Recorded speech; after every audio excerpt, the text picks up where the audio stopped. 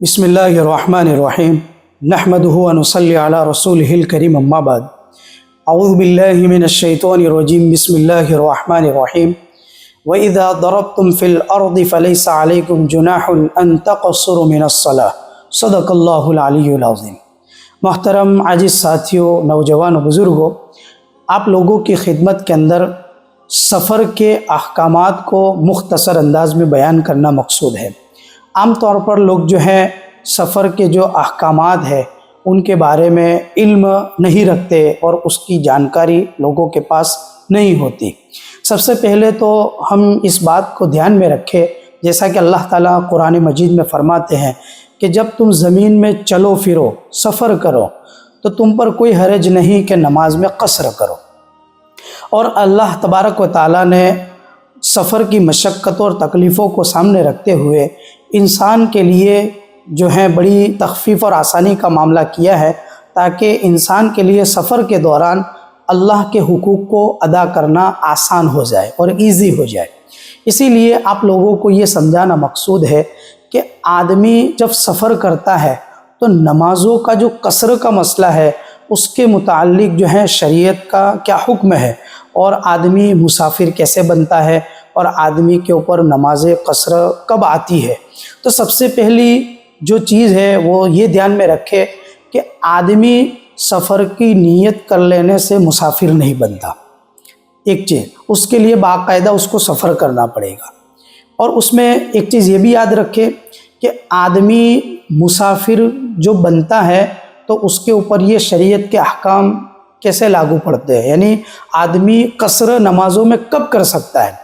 تو جب آدمی اپنے مقام سے جہاں سامنے اس کو جس منزل تک پہنچنا ہے وہاں کا جو سفر ہے وہ میکسیمم 78 کلومیٹر یعنی 78 کلومیٹر کا وہ سفر ہونا چاہیے اپنے مقام سے، اور آدمی کا باقاعدہ سفر کا شروع کرنا یہ ضروری ہے، اور جو اس کی آخری منزل ہے وہ طے ہونا ضروری ہے۔ اور اس میں تیسری چیز کہ جاتے وقت کا جو سفر ہے اسی کے کلومیٹر کا جو ہے اعتبار ہوگا، واپسی کے سفر کا اعتبار نہیں ہوگا۔ ایک آدمی اگر اپنے مقام سے سفر شروع کر رہا ہے تو اس کی جو آخری منزل ہے وہ 78 کلومیٹر یا اس سے زیادہ کتنے بھی کلومیٹر ہو وہ ہونی چاہیے، اور وہ آخری منزل فکس ہونی چاہیے۔ اس کے بغیر آدمی جو ہے مسافر نہیں بنتا اور اس کے اوپر شریعت کے احکام لاگو نہیں ہوتے۔ سفر شرعی جسے عام طور پر لوگ نہیں سمجھتے، سفر شرعی کا مطلب یہ ہے کہ 78 کلومیٹر یا اس سے اوپر کتنے بھی کلومیٹر کا آدمی سفر کرنے کا ارادہ کر لے اور اپنے مقام سے سفر شروع کر دے تو وہ آدمی سفر شرعی میں شمار ہوتا ہے، یعنی وہ آدمی مسافر شمار ہوتا ہے۔ اب اس کے اوپر شریعت کے وہ احکام لاگو ہوں گے کہ 4 رکعت والی جو نمازیں ہیں، فرض نمازیں جیسے ظہر ہے، عصر ہے اور عشاء کی جو نماز ہے اس کو 2 ہی پڑھنا ہے۔ اب جو حضرات حنفی مسلک کے مطابق چلتے ہیں اور حنفی مسلک کی پیروی کرتے ہیں ان کے لیے یہاں اس مسئلے کو سمجھنا بہت ضروری ہے۔ وہ مسئلہ یہ ہے کہ شریعت نے سفر شرعی کرنے والے حضرات کے لیے 4 رکعت والی فرض نمازوں کو 4 رکھا ہی نہیں ہے، بلکہ ان کو سفر کے دوران 2 ہی پڑھنا ہے۔ رخصت پر عمل کرنا یہ ضروری ہے حنفی مسلک میں۔ بہت سے حضرات یوں کہہ دیتے ہیں کہ بھئی 2 کے بجائے 4 پڑھ لیں گے تو کیا حرج ہوگا۔ تو جیسے فجر کی فرض نماز جیسے مقیم ہونے کی حالت میں بھی 2 ہی ہے، ٹھیک اسی طرح جب آدمی سفر شرعی کرتا ہے یعنی اپنے مقام سے لے کر آخری منزل تک جہاں تک ان کو جانا ہے وہ میکسیمم 78 کلومیٹر یا اس سے کتنے بھی کلومیٹر ہو، وہ اس سفر کے دوران جاتے اور آتے دونوں وقت جو ہے انسان جو ہے 4 رکعت والی فرض نمازوں کو 2 ہی پڑھنا ہے۔ اب یہاں ایک چیز ہم یہ بھی یاد رکھیں کہ جو مغرب کی 3 رکعت ہے اور اسی طرح وتر کی جو 3 رکعت ہے ان کے اندر کوئی قصر نہیں ہوگا، ان کو مکمل طور پر پڑھنا ہے۔ اور ایک چیز یہ بھی یاد رکھے کہ آدمی جو جاتے وقت کا جو سفر شروع کرتا ہے اس وقت کے کلومیٹر کا اعتبار ہوتا ہے، واپسی کے کلومیٹر کا اعتبار نہیں ہوتا۔ جیسا کہ ایک آدمی یہاں سے मिसाल के तौर पर बड़ौदा जा रहा है हालोल से, तो हालोल से बड़ौदा सिर्फ 40 किलोमीटर है, वो आदमी मुसाफिर नहीं बनता।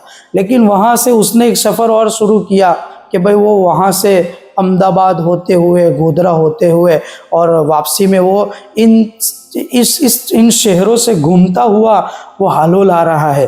तो ये उसका वापसी का सफ़र है। जाते वक्त उसका सफ़र जो था वो मंजिल उसकी बड़ौदा थी, तो ये वापसी में तो बहुत किलोमीटर हो जाते हैं, तकरीबन 200 के करीब। तो ये आदमी मुसाफिर बनेगा नहीं, ये बात हम ध्यान में रखें। और ठीक इसी तरह आदमी जो है, बहुत से हजरात यूँ समझते हैं कि 78 किलोमीटर से आदमी मुसाफिर बनता है और उस पर कसर के अहकाम लागू होते हैं। तो 78 किलोमीटर को पार करने के बाद फिर आदमी कसर करेगा। हालांकि ये गलत फहमी, ऐसा नहीं है। आदमी 78 किलोमीटर का मैक्सिमम सफ़र करे तो जैसे ही अपने शहर की हद को वो पार करेगा, मिसाल के तौर पर हालोल के अंदर, तो हालोल का जो एक सिमत में टोल टैक्स है और यहाँ इस सिमत गोधरा की सिमत में नवजीवन होटल है, तो ये दोनों सिमत में ये जगहों को पार कर लेगा, वहीं से आदमी मुसाफिर बन जाएगा और वहीं से कसर करेगा। अब जैसे ही उसने टोल टैक्स पार कर लिया और आगे पास का बस्ती में जाकर या किसी होटल पर रुककर उसने नमाज को अदा की, तो वो कसर करेगा। ठीक इसी तरीके से वापसी के अंदर जब तक अपने शहर की हद में दाखिल नहीं होगा, उससे पहले इंसान जब भी नमाज अदा करेगा तो वो कसर में अदा करेगा। इसमें सबसे पहली जो बात है, जो खुलासे के तौर पर, वो ये है कि आदमी सिर्फ नियत करने से मुसाफिर नहीं बनता, उसके लिए बाकायदा उसको सफ़र शुरू करना पड़ेगा। दूसरा, जाते वक्त के किलोमीटर का एतबार होगा। और उसमें एक अहम चीज़ जो तीसरे नंबर पर है कि जहाँ उसको जाना है उस जगह का तय करना ज़रूरी है कि मुझे आखिरी मंजिल तक कहाँ पहुँचना है। और चौथी चीज़ जो है वो हमारे जहन में ये रहनी चाहिए कि आदमी जो सफ़र करेगा, सफ़र के दौरान जो 4 रकात वाली फ़र्ज़ नमाज़ें हैं वो उसके लिए 2 ही है, उसको 2 ही पढ़नी पड़ेगी। रुखसत पर अमल करना हनफी मसलक में ये ज़रूरी है। यानी आदमी जब मुसाफिर बनता है तो सफ़र शुरू करने से ही उस इंसान के ऊपर ये 4 रकात वाली फ़र्ज़ नमाज 2 ही हो जाती है, अब उसको 2 ही पढ़ना है। अल्लाह तबारक व तआला सफ़र के अहकाम को समझने की और ख़ास तौर पर उस पर अमल करने की हम तमाम को तौफ़ीक़ अता फ़रमाए। आमीन या रब्बल आलमीन। मुफ्ती साहब के YouTube चैनल्स को सब्सक्राइब कीजिए और इनके ताज़ा बयानात के जरिए अपनी इल्मी, इस्लाही और फिक्री अबियारी करते रहिए।